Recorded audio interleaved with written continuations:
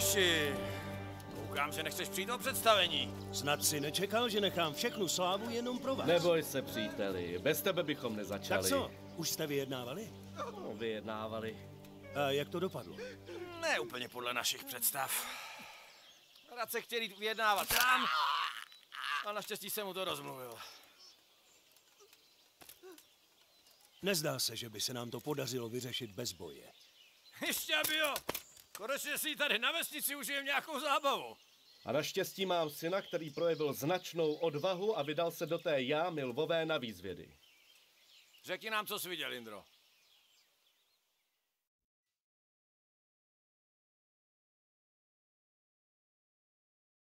Co přesně chcete vědět? Tak, začněme třeba tím, jak dobře jsou opevnění. Vnější palisáda vede okolo celého tábora. Na tom kopečku uvnitř je zbořená usedlost obehnaná další palisádou. To tam mě věznili. A sídlí tam Todd. A taky další velitelé. Můžeš nám říct, kolik mají v táboře stanů a kde jsou? Asi tak 50. Možná i kopa. Většina v pravé části tábora. A mužů? Kolik mají asi mužů? Docela dost. 80. No, to nás tedy není o moc víc. No, je nás víc, i když ne o tolik. Ale my máme dobře vyzbrojený poslušný chlapy a oni mají jen raubířskou chátru. Z toho, co jsem viděl, se dá nejlépe zaútočit z našeho směru. Jak to vypadá z ostatních stran? Východní strana je na skále. Žádný velký útok se tam podniknout nedá. Ale právě tamtudy jsem se dostal ven. Vyhazujou tam odpadky. A hromada už sahá skoro až k vrcholu palisády. To je zajímavá informace. Hradba je dlouhá a pokud je jich tolik, kolik si myslíme, tak ji nemůžou uhlídat celou. Když zaútočíme plnou silou okolo brány, nebudou mít dost mužů vzadu. To je výborný nápad, kamaráde. Ale od tebe bych nic méně nečekal. Když zároveň způsobíme co největší zmatek, nebudou vědět, kde jim hlava stojí. Zmatek? Říkal jsi, že tam mají stany? Ano, pane. No a pokud já vím, stany docela dobře hoří. A my tu pár lučištníků máme. Se taky nezdáš, Diviši. Pánové, myslím, že plán máme. Bořek s 10 muži obejde nepozorovaně zezadu opevnění k místu, kudy se dá dostat dovnitř. Ale pozor, ať si vás nevšimne. Budem připravený. Nemělo by to být těžké. Budou mít totiž jiné starosti. My mezi tím způsobíme co největší chaos a zápalnými šípy a pak zaútočíme zepředu. Ta Verbeš nebude vědět, kam přiskočit. A v tu chvíli je zezadu napadne Bořek se svým přepadovým oddílem. Myslím, že je to dobrý plán. Bůh s vámi, přátelé. Vymažeme ty skurvisiny z povrchu země.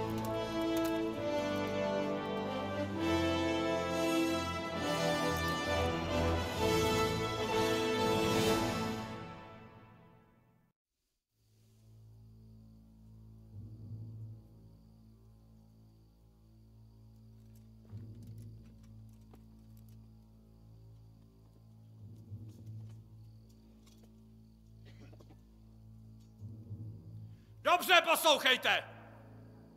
Stojí proti nám chátra, která nám už nějakou dobu škodí. Vraždí, rabuje, znásilňuje a vůbec je to pěkná osina v prdeli. Možná se schovávají za palisádou, ale pořád je to jenom Verbeš, co chlapům jako vy nesahá ani pokotníky. A dneska večer ty zasraný skurvisiny rozvěsíme po stromech. Nejdřív jim to jejich srční hnízdo zapálíme, pak je zaměstnáme u brány a až jim bude pořádně horko, tak jim pan Bořek a jeho muži vtrhnou dozad a rozsekáme je na sračku. Jasný? Dobře. Až se dostaneme k hradbě, tak budou lučišníci krejt ty, co polezou nahoru a chlapi s miranidlem. Každý z těch vošoustů, který vystrčí palici spoza palisády, oni musí přijít. Jasný? Ano, pane. To rád slyším. Tak jdeme na to. Kupředu!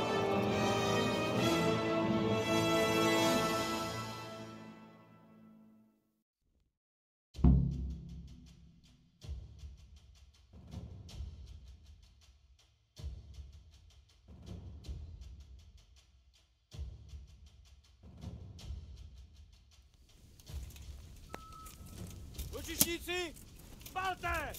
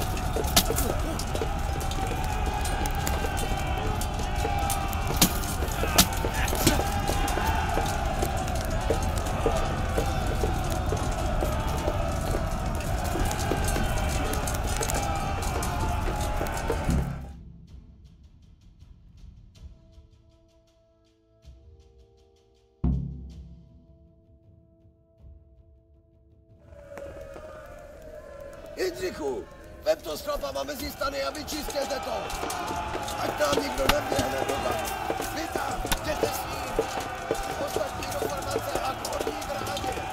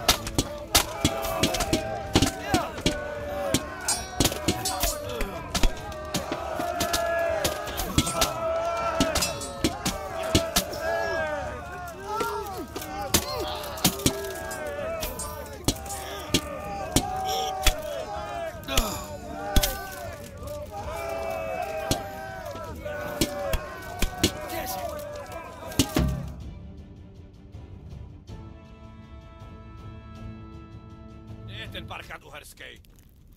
Jak to, že tu není? Neříkejte mi, že tomu nikdo nevelel. Zdá se, že nevelel, Hanuši. Jindro, kde je Tot? Říkal, že tu je. Byl tady, pane. A nechal mi na památku pěkných pár podlitin. Musíme zjistit, kam pláchnul. Hledejte cokoliv, co nám řekne, co má v plánu.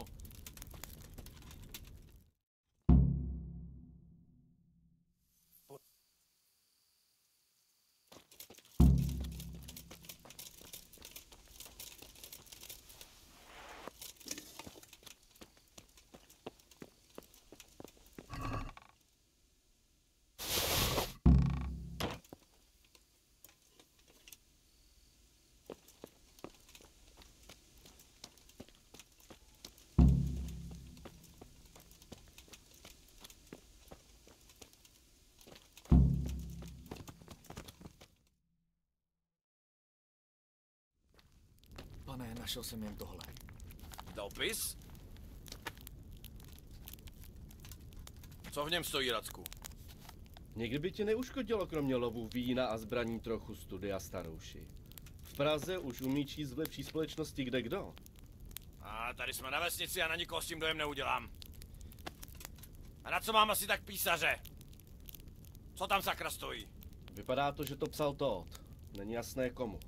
Ale říká, že všechno jde podle jeho plánu a brzy se zmocní hradu. Hradu? Hradu? Čemu sakra bude hrad? Pane, chytili jsme jednoho živýho. A vypadá to, že to nebude obyčejný pěšák. Kde je ta krysa, Tot? Kam utek? Mluv, sakra! Zase vás pochcal, co?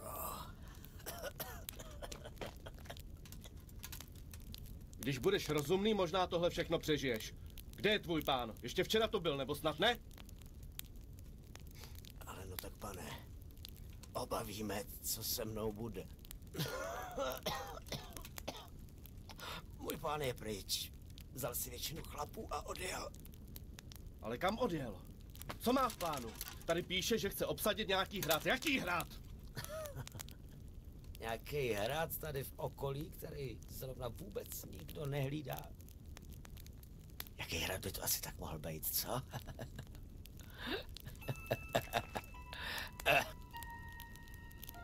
Co to meleš, ty skurvisynu? Talmberg! Odjel na Talmberg! Nikdy ho nedostanete! Nikdy! Nikdy ho nedostanete!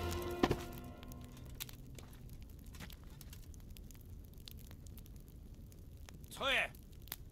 Chtěli jste ho poslat do kláštera? Aby se z ní stal mnich? Myslím, že máme práci, pane Děviši. Ne? Na koně, pánové. Už takhle jdem pozdě.